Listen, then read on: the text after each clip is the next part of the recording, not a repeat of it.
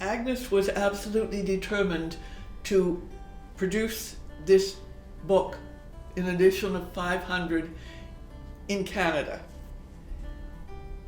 When she and her aunt approached various publishers, they were told, no way, you have to go to the States or you have to go to Britain. We can't do it here.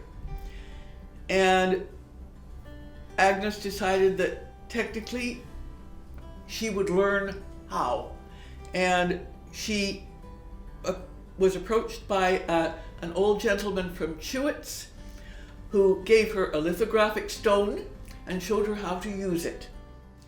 You use touche to draw or a grease crayon to draw. She would apply a mixture of gum arabic and acid, which she would leave on the stone and then rinse it off, and then she would soak the stone so that it was damp and keep it covered so that the stone remained damp. Then she would take a roller and apply ink to the stone, and the ink did not stick there.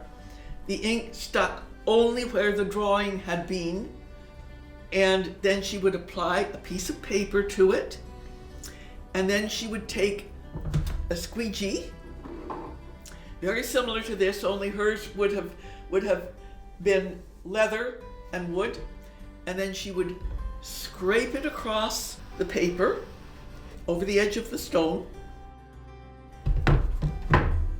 take the paper and peel it back, and there was the print, like magic. Now I'll flip this over and show you a drawing on the other side.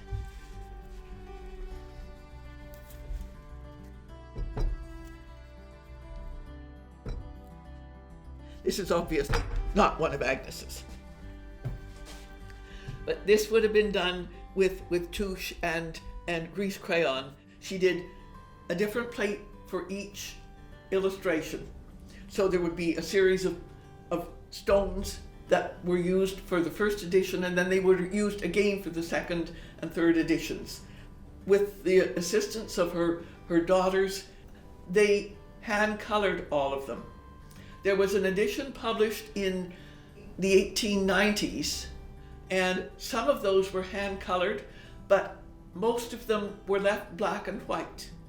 And they were sold with instructions how to color them in by the people who purchased them, so that you were getting a training course in botanical illustration, which was pretty cool.